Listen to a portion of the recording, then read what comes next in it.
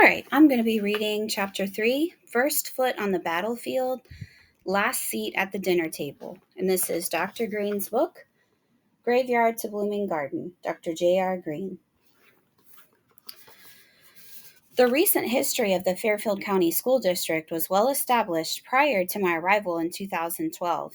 I entered a leadership position that had seen 12 superintendents in a 20-year span, and the district was acknowledged by many observers as one of the most dysfunctional K through 12 governance structures in the state of South Carolina. The district had been described by former South Carolina State Superintendent of Education, Dr. Jim Rex, as the graveyard for superintendents. As a result, many observers viewed my decision to accept the assignment as professional suicide. Despite the multiple voices who questioned my decision to make Fairfield County Schools my new professional home, I was excited and optimistic about the opportunities that existed. Oh, that rhymed. As you would expect, the dysfunctional governance structure fueled a culture of fear and mistrust throughout the organization. This culture was on full display as I met with the cabinet to prepare for my first school board meeting. My cabinet included the directors of finance, human resources, and curriculum and instruction. The anxiety I observed was unlike anything I had ever witnessed during the preparation of a school board meeting. Their outlook and perspective were akin to someone who had endured a traumatic experience and fully expected the trauma to be repeated during our upcoming meeting with the board. Although I attempted to assure them that there was no need to worry, their multiple negative experiences superseded all my efforts to calm their fears. Some trustee members had a history of demeaning and embarrassing staff during school board meetings. They would interrogate cabinet members about situations that allegedly occurred in schools with no advance notice, so staff would have an opportunity to research and prepare. Some members would publicly question their competence, professionalism, or commitment to the children in the district was charged with serving. This demeaning behavior not only occurred with cabinet members, but it also occurred with building principals. It had been a consistent practice that all district principals were required to attend school board meetings and be prepared to respond to impromptu questions about members wish to discuss. What was particularly disturbing about this requirement was that principals were required to be there for as long as the meeting lasted, just to be available in the event a trustee had a question. Some meetings lasted as late as midnight without a single question being asked of principals in attendance. The hubris of requiring these education leaders to be on standby just in case a board member wished to ask a question was disrespectful of their time. We often associate respectful organizational culture with the manner in which people speak to each other or resolve conflict, but we must acknowledge the importance of respecting the time of people who work within an organization. One of my first actions was to discontinue the practice of requiring principals to attend school board meetings. They would only be asked to attend if they had students who were being recognized or they were scheduled to present at the meeting. When board members asked who would be available to answer their impromptu questions, I responded that I would. If I did not have the information necessary to respond, I would consult with the building principals and follow up with answers later during the week. The idea that everything was a priority and needed an immediate explanation was an unreasonable expectation. In most instances, the board members were inquiring about events that had happened days or weeks prior. This shift was a direct challenge to the expectation that board members must be provided with an immediate explanation regarding every inquiry. The decision to direct questions to me in lieu of principals and district leadership undoubtedly shifted most of the school board criticism and angst to me. However, this was precisely what needed to occur to relieve the stress and tension staff experienced due to interactions with hostile board members. This single decision significantly impacted the way district and school leaders viewed me as a leader.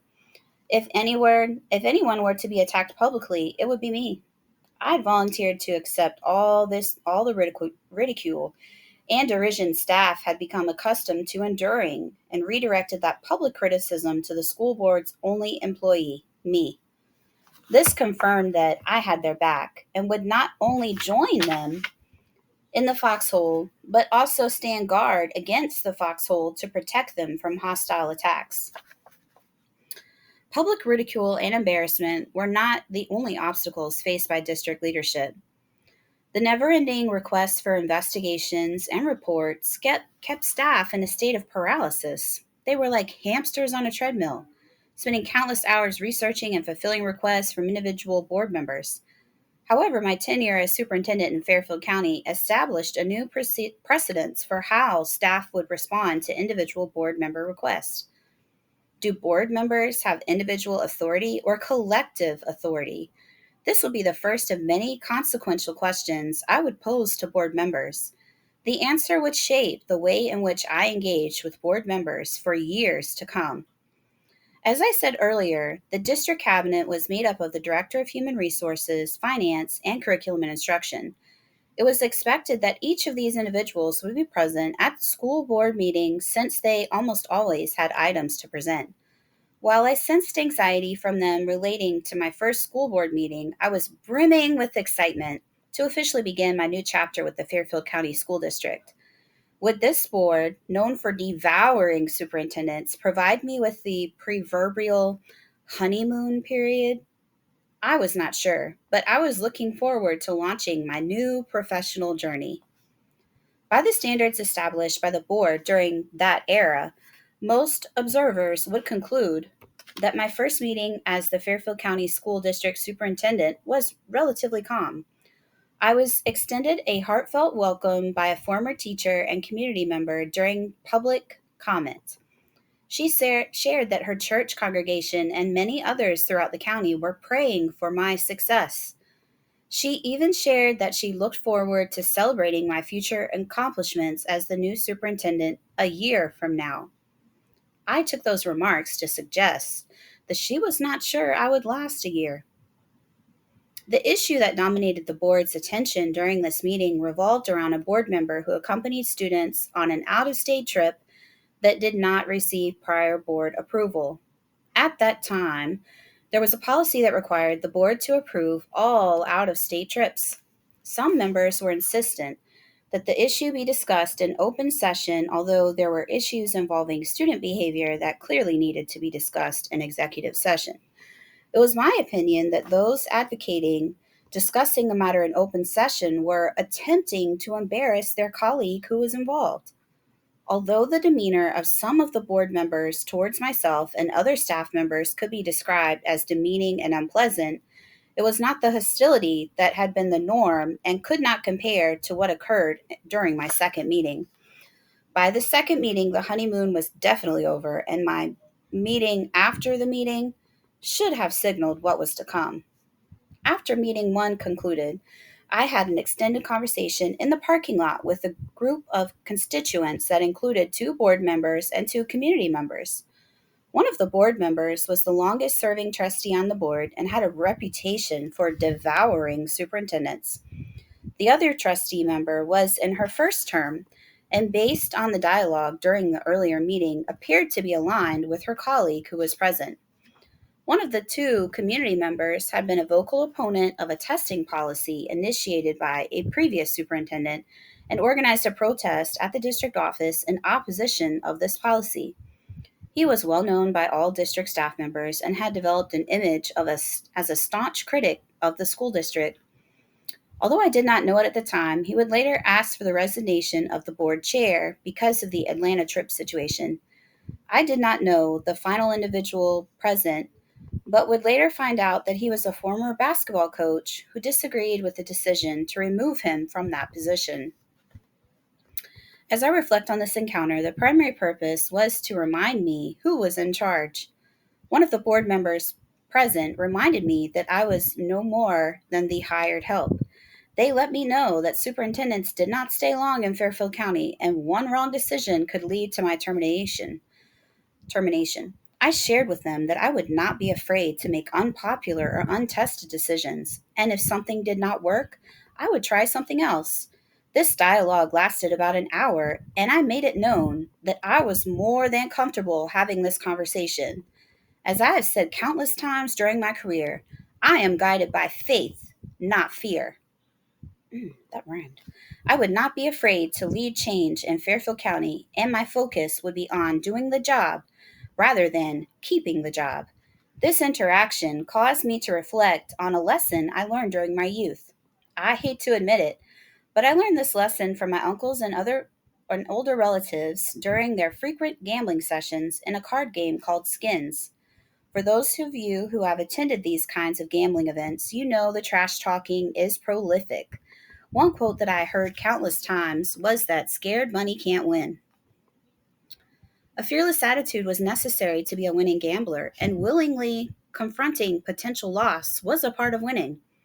I recognized that there was a real possibility that I could experience the same fate as the multiple superintendents who preceded me. However, I was working when I accepted the position in Fairfield County, and I was sure I would be working when I left. If I was going down, I was going down swinging. Everyone would soon realize I was definitely not afraid. The second meeting was one to remember or one to forget. One of the board members challenged every recommendation that I made. She questioned my competence, my integrity, my preparation. She was on a mission to see if she could get me to lose my cool. Although it was quite the experience and unlike any meeting I had ever been a part of, I remained calm to the end. It may come as a surprise, but the meeting worked just as I had envisioned it would. Strategically, I presented most of the recommendations. As a result, all hostility received from the board was directed towards me. Being the target for the hostility allowed me to protect my senior staff and would be my strategic positioning from that point forward. I would serve as the umbrella during the impending storm. If the board were attacking me, they would not be attacking my staff. Additionally, this would be the meeting where I addressed the concept of the individual authority versus collective authority. Several members felt they had the individual authority to make unlimited demands of the staff and superintendent. They weaponized this practice and used it as a means of exerting power over district employees. One member was specifically known for exerting this authority, as if on cue. She indicated that she would be requesting a report of all transportation department related expenses. This was the perfect opportunity for me to provide clarity as to how I would respond to requests made by individual board members.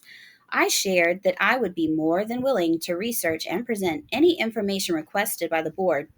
However, I asked that those requests be submitted in the form of a motion.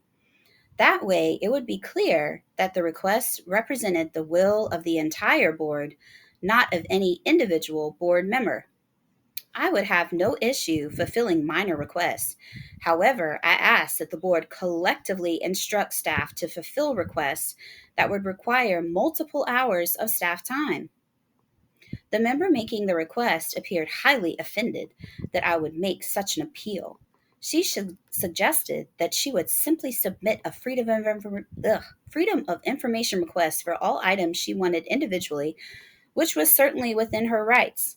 However, other board members agreed with my proposal. My request was formally implemented, and going forward, major requests would be initiated by the body in lieu of individuals.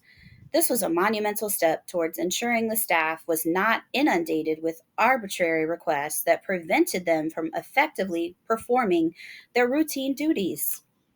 It has long been said that the leaders get much more credit than they earn and much more blame than they deserve. My philosophy has been to deflect praise and embrace blame. We all know leaders who need to constantly remind those around them that they are in charge. They wear their titles like badges of accomplishments and need to always be recognized and provided a seat at the head table. My philosophy has been the exact opposite, and I think this has been a fundamental aspect of why I have been embraced as a leader. I I recall an encounter I had with a safety officer at Fairfield Central High School during an event at the school. She was providing parking directions to guests as they arrived. The parking spaces in the front of the building were for special guests, school board members, other elected officials, and me. As I arrived, there were only a few parking spots left, so I told her she could allow others to have those spaces and I would park in the lower parking lot. She let me know that she had observed me deferring to others on several occasions and respected that I did not need to be constantly lifted up as the leader of the school district. This interaction reinforced two things for me. First, it reminded me that people are always watching and taking notes. As I constantly reminded my district and school level leaders, it is often the small decisions and actions that have the greatest impact. Secondly, while some may see a decision about parking as an inconsequential event, it potentially speaks volumes as to the inconspicuous observer. As author Simon Sinek states, quote, leaders have followers, and following is always a voluntary activity, end quote. Every action or inaction impacts the staff's decision to follow or not. People follow because they trust and believe in the leader. They comply to maintain employment. Nice. Ooh, that's a good antithesis there.